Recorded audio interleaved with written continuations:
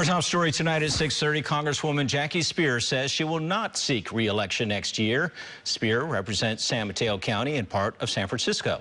The Congresswoman made that announcement in a Twitter video this morning. She has spent more than 40 years in public service and says she decided on that path after surviving the 1978 Jonestown massacre. That was 43 years ago this week. At that time, she was an aide to Representative Leo Ryan. They were on a fact-finding mission in Guyana when she was shot 5 times. Speier is a proud San Francisco native, a graduate of Mercy High School in Burlingame.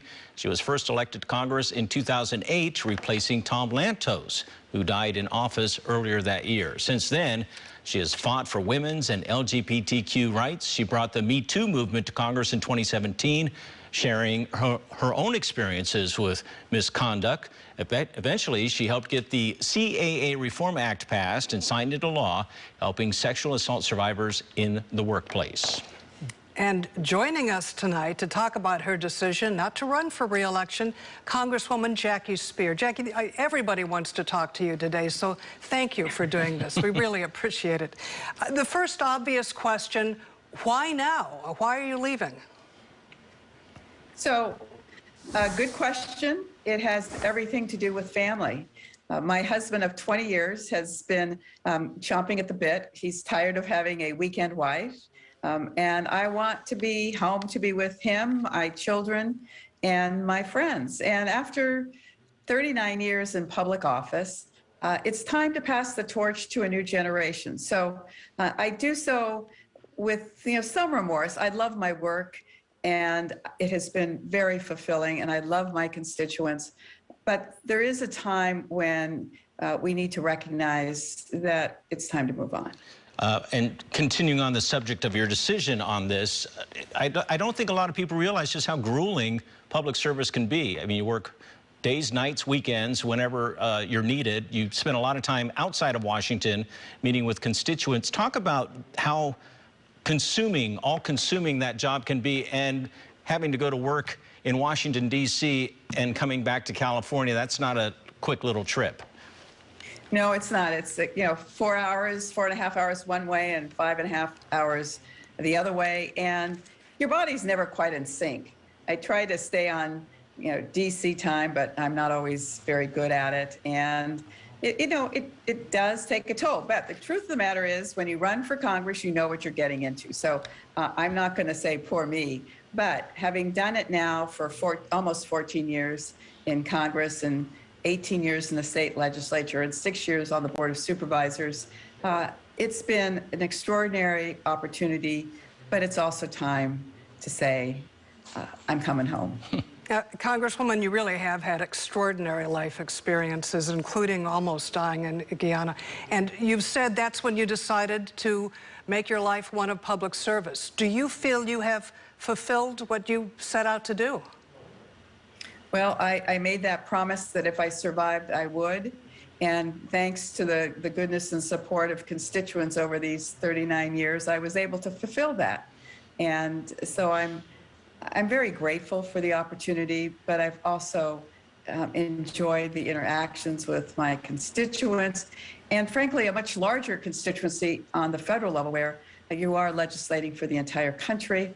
And as chair of the Military Personnel Subcommittee, it's been my job to protect our service members, both at home and abroad, and their families. And I understand you consider that one of your biggest accomplishments is helping service members get what they need outside of their military obligations.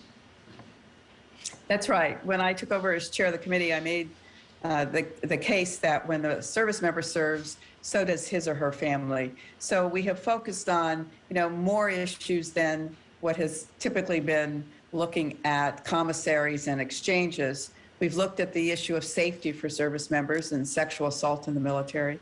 We've looked at the transgender service members and why they should continue to be able to serve. We've looked at issues around suicide, the lack of proper child care, the housing that is both inadequate and oftentimes subject to mold, asbestos, and other toxic conditions. So I think we've done a good job of putting a spotlight on issues that must be addressed moving forward. And certainly in the next year, I intend to make sure that we do just that. Well, yeah, on that subject, you've indicated another chapter or two is ahead, and I know that you don't want to get too specific, but what form might that take, Congresswoman? So I really don't know, but I want to be able to continue to contribute. I do know that one of the things I want to do is help to fund a foundation for San Mateo County, because there isn't one. And there had been one that merged with the Silicon Valley Community Foundation, but for all intents and purposes, there's not one in San Mateo County. So as I'm telling all of my constituents, hold on to your pocketbooks, because I'm coming to get you to help support that effort. So politicians are used to fundraising, so you should know how to do that. So talk about what's going on in Washington now. You know, you're not the only one who's leaving. There are members from both sides who are calling it quits. All we hear from Washington, D.C. is this toxic mess that's going on the Capitol, and this bitter fight between Republicans and Democrats, and everything to do with the insurrection and all of that. And I'm just wondering, has it gotten to the point where it's almost impossible to govern?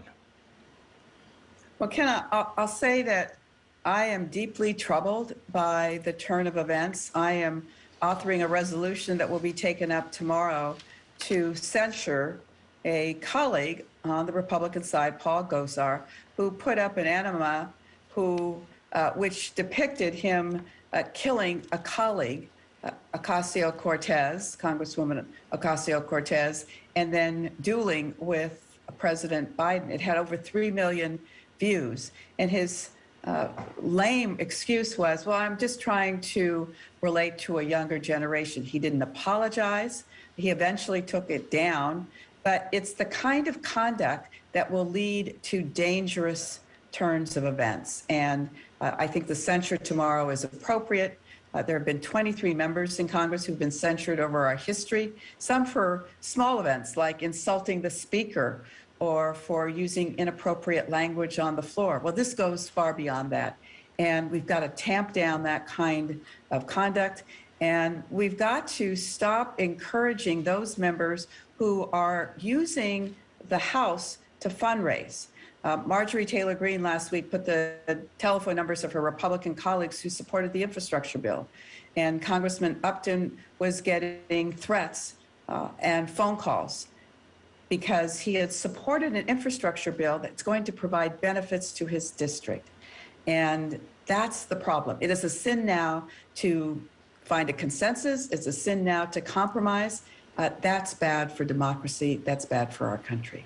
Next year, not expected to be a good one for Democrats, at least as things stand now. Were you at all concerned about running again in that kind of environment? So I've spent the majority of my years in Congress in the minority party. So that really did not have any impact on my decision. It was about family. It was about my spouse who rightfully was asking for more time at home. Well, we know that you're a very busy person, but one thing that on a personal note we want to say is you've always been available. You've always been accommodating, which we can't say about every political leader. Always gracious. And yeah, especially that. And we want to thank you because we know it's 9:40 at night in Washington, D.C., and you could be doing other things besides talking to us. So, Congresswoman Jackie Speier, thank you so much, and we wish you the best in your future endeavors. And, of course, I know you're not ready to announce who you're supporting to replace you in office. That is going to be some time to come. But again, we wish you all the best. Thank you. Great to be with you.